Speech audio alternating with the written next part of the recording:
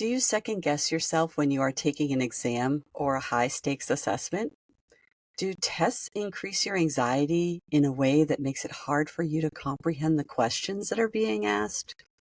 Do you spend hours on your studies and still don't get the results that you are looking for? Get the support that you need to help you get the grades that reflect your efforts.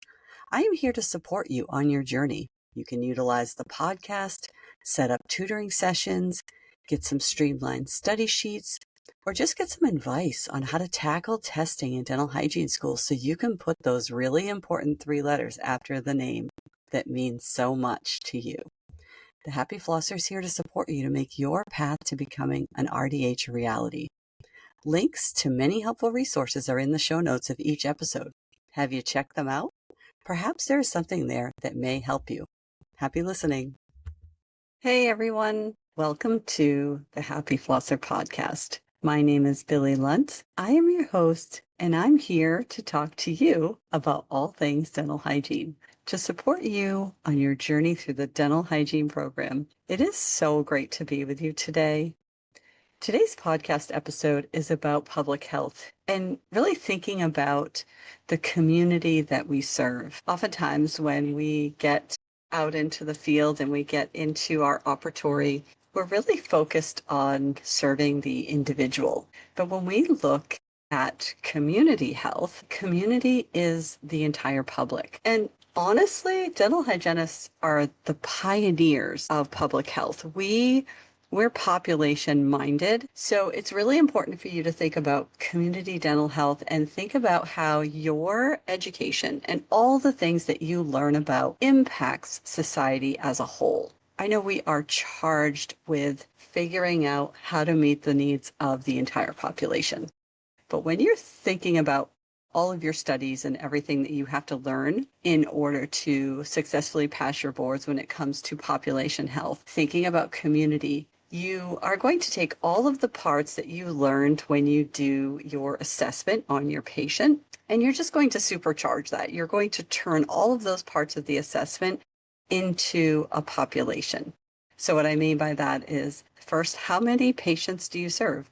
Right now, in the operatory, you serve 1 patient. Part of public health is gathering data and understanding, interpreting the data so that you can understand what the needs are.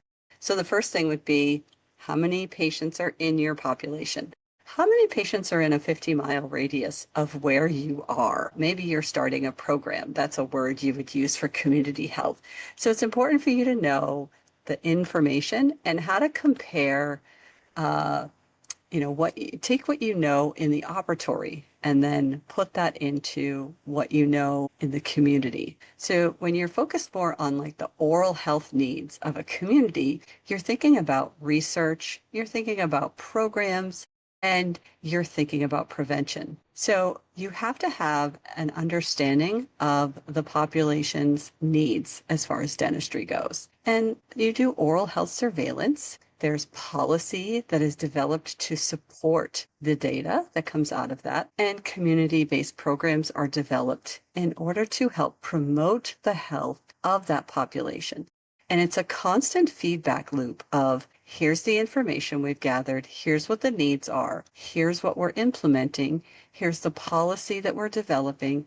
Now we're going to watch and check our outcomes, and then we're going to pivot and make changes based on what we learn about our program. So think about this. The community actually becomes your patient rather than just treating the individual. What doesn't change is your focus.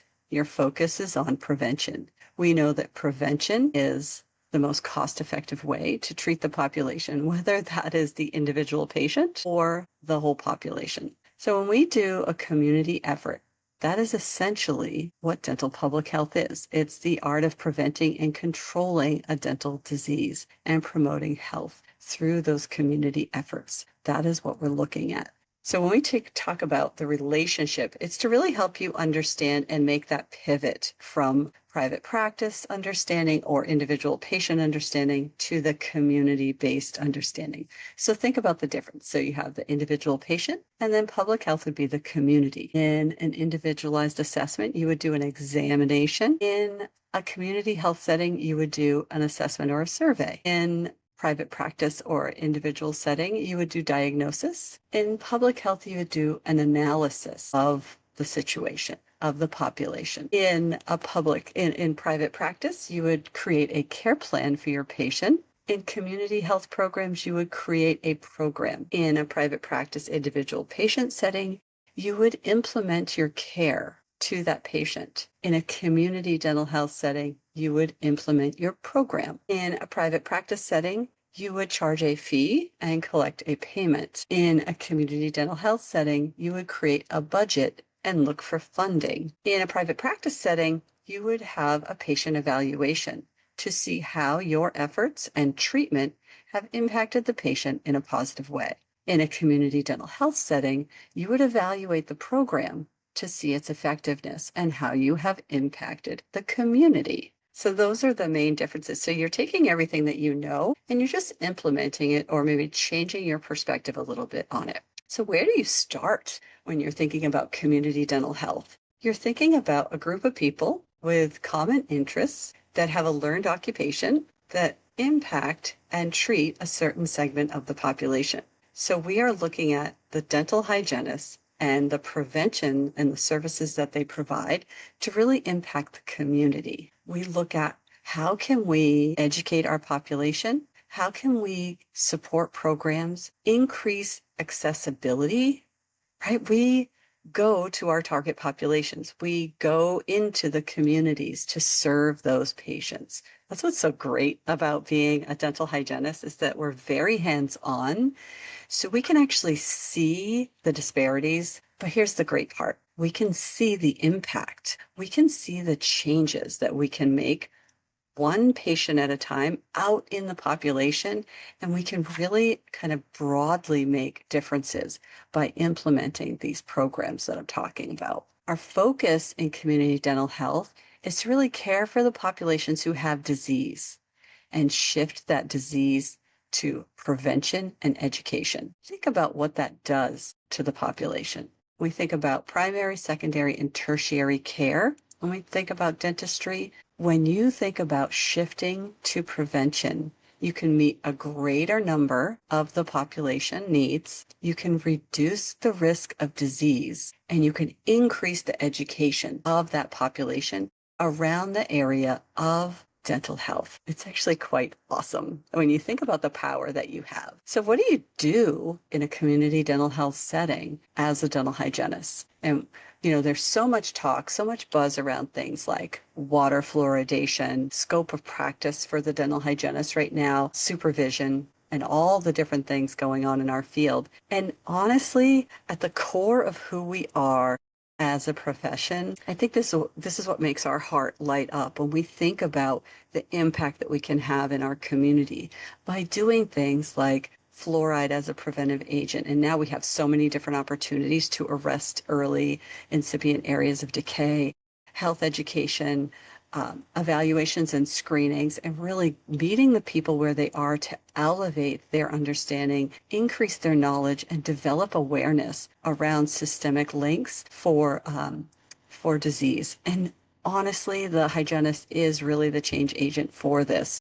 So this is where community dental health I really think it helps the hygienist recognize their value. And you think about some of the restorations we can do, IRTs, ARTs, some of the interim restorations, and all of the, like the SDF is just, it's kind of opened up, and some of the new dental materials that are out there that are actually arresting decay for us. But it's really, our toolbox has become very vast. And then if you're getting involved in things like the oral microbiome and really thinking about how we can use probiotics to kind of balance and buffer the pH inside the mouth and really help with the digestive factors and all of the connections there. When you think about all the different things in our toolbox, and then you expand that to the community and not just in your one little chair, in your one little operatory, it really kind of opens up your mind to the possibilities that really exist with having an impact on your community. I would actually like to say that we're in a paradigm shift right now where there's a change in thinking, there's a change in conversation, that this is, I think, a pivotal time for our profession. And you can think about I think community dental health kind of brings it to light because I've had so many graduates or students in the program who know they want to go into community dental health and they're just unsure of how to go about that. So I think as educators, we haven't done a really good job in providing those pathways for our patients, for our students.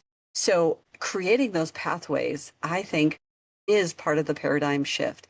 And then when you start thinking about how do we develop these programs at the educational level and create these opportunities for students who know for certain that they want to go into the community-based care, those are the types of services that they want to provide for their patients, it starts getting real obvious to an educator that we meet the resistance at the policy level or the scope of practice level. And when we think about this paradigm shift, when we think about all the conversations that are going on to stress the emphasis on public health programs, to really think about what those local programs need to be doing differently, and to strengthen the healthcare and to broaden the scope to really meet the knowledge and the scope together for the graduate.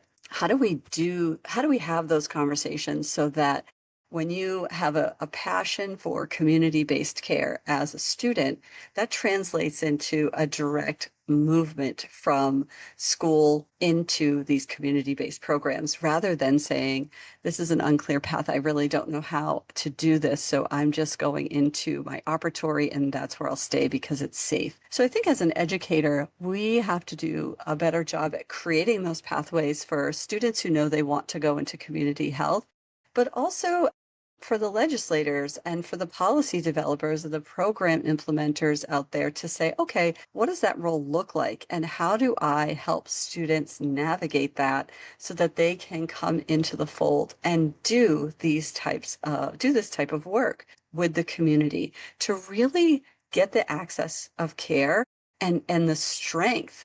There's so much knowledge and talent that comes out of school and goes into the private sector. And honestly, some of these students, they wouldn't feel burnt out if they were following their heart and going into these community-based programs. So for myself, understanding the difference and connection between community and private practice is really good for you as a student. These are important things for you to make the transition when you're thinking about community dental health programs and how that correlates to what you're learning in school when you're working with direct patients. But also thinking about what does that look like for me as a provider when I get out into the real world and I'm working with a patient? How does that look? And then what obstacles do you have to face in order to make that your future, if that's something that you're interested in as a student going into the community dental health realm? Those are really important things to navigate for you as a student. It's also a really important thing for me as an educator to navigate and say, okay, if I have 5 or 6 students every single year come up to me and say, I really want to go into community dental health. How do I make that happen? What type of license do I have to have? What kind of credentials do I have to have? How much more education do I need? What are the challenges that I'm going to face? How do we clear that pathway so that students that definitely know that they want to go into community dental health can do so? I'm sorry, I kind of took a tangent from teaching you about the difference between private practice and community health and just the words so that you can understand it. And I just kind of I got sidetracked there. So I apologize for that. But these are all things that I think about. I definitely think about scope of practice versus scope of knowledge. And it's really an interesting time. I just spoke at the Delaware hearing about allowing hygienists to give local anesthesia. It is the final state to give local anesthesia. And I'm just beside myself because there's just using local anesthesia as an example, because obviously in a community dental health program, it'd be really beneficial to be able to give local anesthesia if you're treating patients with disease to get them stable and in remission. And I love the power of the states. I think it's great for states to have their own voice because each state is uniquely different. But I find it so interesting when it comes to local anesthesia and the power of the states, because we have some states that allow dental assistants to give local anesthesia. And here we have Delaware, where hygienists are not allowed to give it at all. And then we have some states where they're allowed to give infiltrations. So hats off to Oregon for leading the way for their dental assistants to be able to give local anesthesia.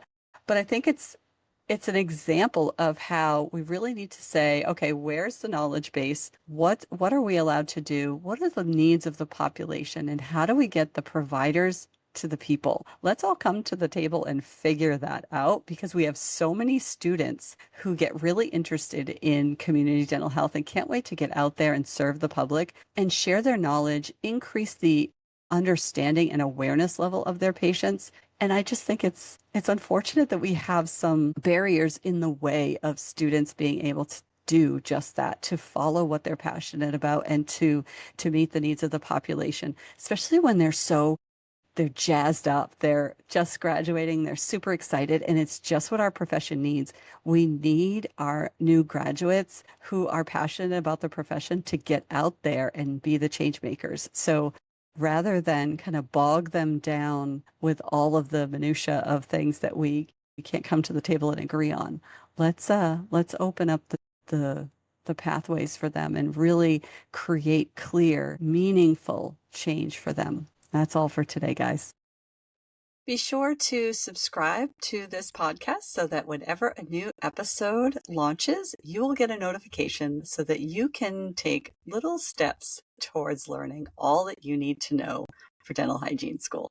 Take care, everyone.